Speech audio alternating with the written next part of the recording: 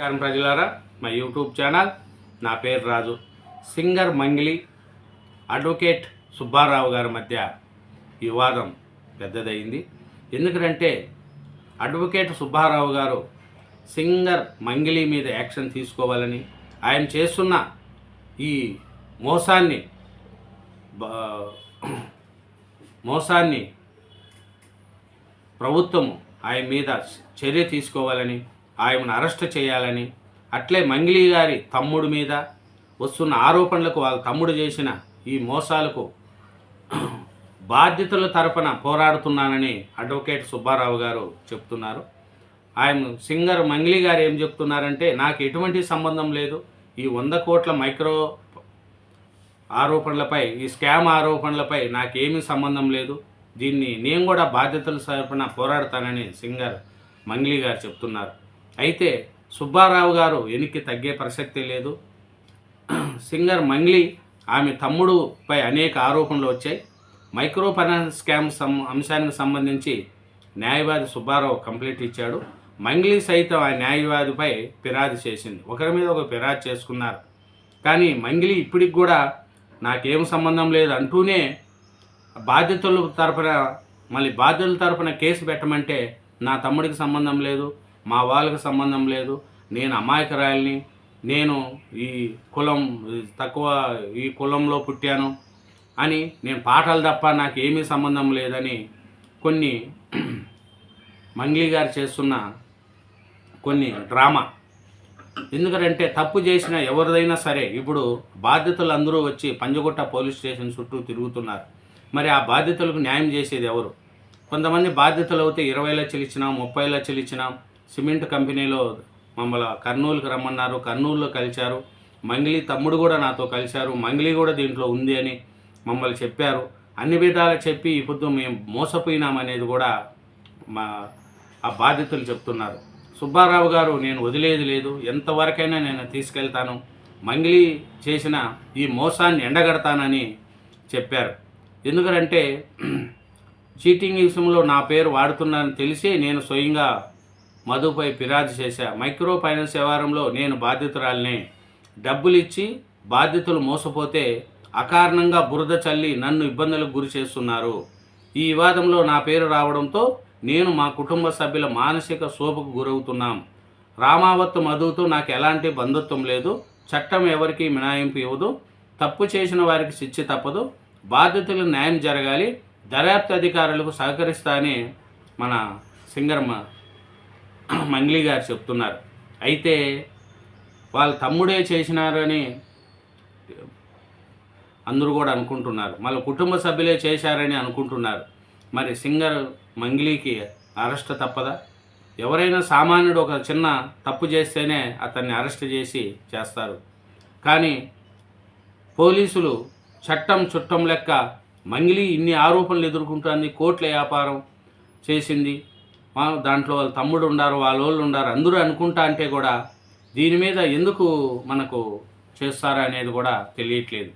అంటే మంగ్లీకి ఒక న్యాయము, సామాన్యానికి ఒక న్యాయమా?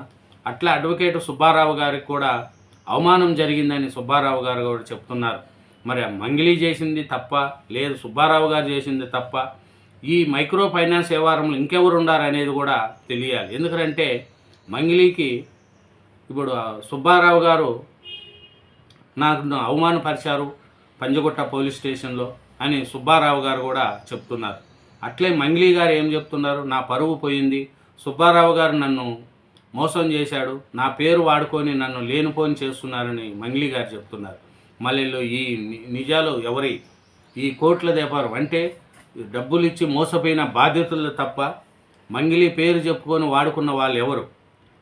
సినీ గాయకురాలు మంగ్లీ చుట్టూ ముసురుకున్న ఆర్థిక మోసం వివాదం ఇప్పుడు మరో మలుపు తిరిగింది. ఎందుకంటే ఈ సింగర్ ఒకటొకటి చూసుకుంటా పోతే ఈ డబ్బుల విషయంలో అన్ని విధాల షేక్ అవుతున్నాయి. ఎందుకంటే 10 కోట్లు వర్సెస్ 10 లక్షలు మంగ్లీ కేసులో అసలు నిజమేమిటి అనేది, 10 కోట్లు మోసం చేసింది మైక్రో ఫైనాన్స్, మరోవైపు 10 లక్షల కోసం బ్లాక్మెయిల్ ఫిర్యాదు అని మంగ్లీ గారు చెప్తున్నారు. ఈ 10 లక్షలు సుబ్బారావు గారు బ్లాక్మెయిల్ చేశారని, ఈ 10 కోట్ల స్కాము ఈ మంగ్లీ గారు చేశారని దీన్ని ఎవరు ఏమి అనేది నిజంగానే 10 కోట్ల మోసం జరిగిందా, లేక మంగ్లీ క్రేజ్ని అడ్డం పెట్టుకొని ఎవరైనా బ్లాక్మెయిల్ చేస్తున్నారా, ఈ వివాదంలోకి దర్శకుడు ఏను పేరు ఎలా వచ్చింది అనేది కూడా అందరూ కూడా ఇప్పుడు చేస్తున్నారు. ఎందుకంటే మంగ్లీ ఆమె సోదరుడు శివ రాథోడ్ కలిసి మైక్రో ఫైనాన్స్ పేరుతో తనను 10 కోట్లు మోసం చేశారని, అంతేకాకుండా తన ప్రాణాలకు హాని ఉందని ఆయన ఆరోపించారు. పంజగుట్ట పోలీస్ స్టేషన్లో అడ్వకేట్ సుబ్బారావు ఇచ్చిన ఫిర్యాదులో ఈ మొత్తం రచ్చ మొదలైంది. ఏమరంటే మంగ్లీ గారు ఆమె సోదరుడు మైక్రో ఫైనాన్స్ పేరుతో తనను 10 కోట్లు మోసం చేశారని సుబ్బారావు గారు చెప్తున్నారు. ఈ ఫిర్యాదు ఆధారంగా మంగ్లీతో పాటు మరో నలుగురిపై పంజగుట్ట పోలీస్ స్టేషన్లో కేసు నమోదు చేశారు. ఇది మంగ్లీ వరుస ఆరోపణలు వస్తున్నాయి మంగ్లీ గారి పేరు మీద. మళ్ళీ మంగ్లీ గారు చేసేది ఏంది అని మనం చూసుకుంటా పోతే ప్లాన్ బితో మంగ్లీకి సాకిచ్చిన అడ్వకేట్ సుబ్బారావు, ముదురుతున్న చీటింగ్ కేసు వివాదం, ప్రముఖ గాయని మంగ్లీ చుట్టూ మైక్రో ఫైనాన్స్ ఇన్వెస్ట్మెంట్ మోసం ఆరోపణలు ముదురుతున్నాయి. అడ్వకేట్ సుబ్బారావు బాధ్యతల తరపున పంజగుట్ట పోలీసులకు ఫిర్యాదు చేయడంలో ఈ వివాదం వెలుగులేకొచ్చింది. సుబ్బారావు గారేమో బాధ్యతల తరపున పోరాడుతున్నారు, మంగ్లీ గారేమో నా కుటుంబానికి ఏం సంబంధం లేదంటుంది. నేను పాటలు పాడుకుంటా, నాకేమీ సంబంధం లేదు, నేను ఏ రాజకీయ పార్టీకి మద్దతు పలకలేదు, ఏ రాజకీయ పార్టీకి ప్రచారం చేయలేదని చెప్పుకున్న మంగ్లీ వైఎస్ఆర్సీపీ తరపున ఎలక్షన్ దాంట్లో కూడా పాల్గొనింది మంగ్లీ గారు. కానీ నాకు ఏ సంబంధం లేదు అని చెప్పుకుంటూ పోతుంది. ఇంకేమంటే 10 కోట్ల పైగా మోసం జరిగిందని, ఇందులో మంగ్లీ తన సెలబ్రిటీ హోదాను అడ్డం పెట్టుకొని ప్రజలను నమ్మించారని ఆయన ఆరోపించారు. మంగ్లీ ఈ ఆరోపణలు కొట్టిపారేస్తూ ఇది తనను బ్లాక్మెయిల్ చేసే ప్రయత్నమని ఎదురు ఫిర్యాదు చేశారు. అయితే తాజాగా బాధితులు నేరుగా మీడియా ముందుకు వచ్చి తమ ఆవేదన వ్యక్తం చేయడంలో మంగ్లీకి ఇబ్బందులు తప్పేవా లేవు. పోలీసులు ప్రస్తుతం ఈ కేసును లోతుగా వ్యవహరిస్తున్నారు. ఒకరి మీద ఒకరు చేసుకున్నారు. ఈ ప్రముఖ సింగర్ మంగ్లీ, అడ్వకేట్ సుబ్బారావు మధ్య సాగుతున్న వివాదం ఇప్పుడు తెలుగు రాష్ట్రాల్లో సంచలనంగా మారింది. రోజుకు ఒక ట్విస్టుతో సాగుతున్న ఈ కేసులో తాజాగా బాధితుల ఎంట్రీతో పరిణామాలు ఏంగా మారుతున్నాయి.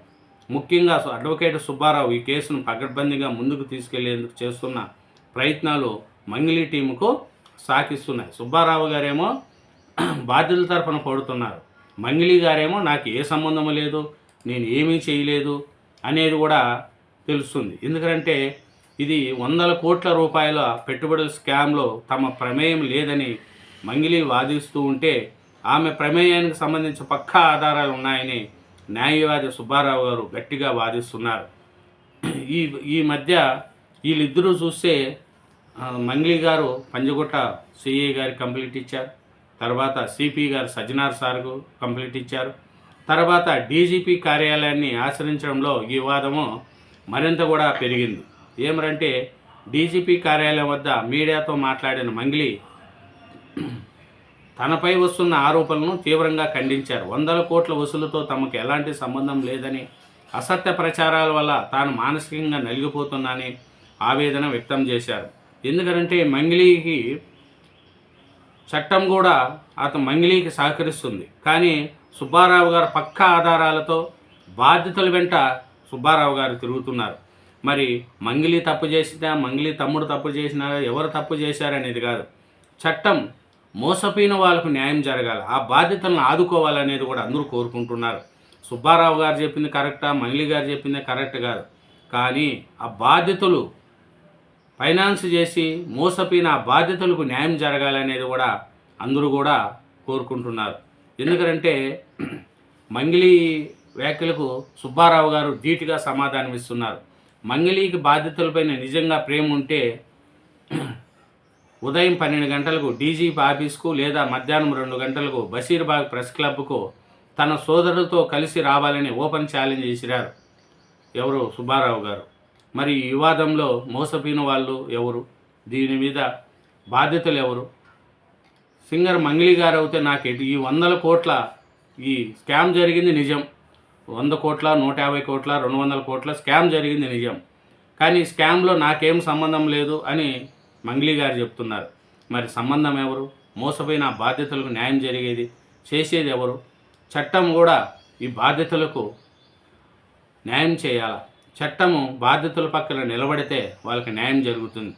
కానీ మంగిలి గారికి చట్టం సుట్టమైనట్లు మాదిరిగా మంగిలిని అన్ని విధాల వెనకేసి వస్తున్నారు కొంతమంది పోలీసు వాళ్ళు.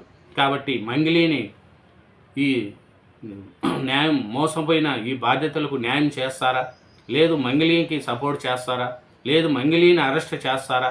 ఏమి పరిస్థితి? మంగిలికి న్యాయం జరగల, సుబ్బారావు గారికి న్యాయం జరగాల అనుకుంటారు, కానీ బాధ్యతలకు న్యాయం జరగాల. వాళ్ళు పోగొట్టుకున్న డబ్బు రావాలా. అప్పులు తెచ్చారు, కొంతమంది పేటీఎంలో లోన్లు తీసుకున్నారు, కొంతమంది అప్పులు తెచ్చారు, కొంతమంది ఫైనాన్స్ తీసుకొచ్చి పెట్టుబడులు పెట్టారు.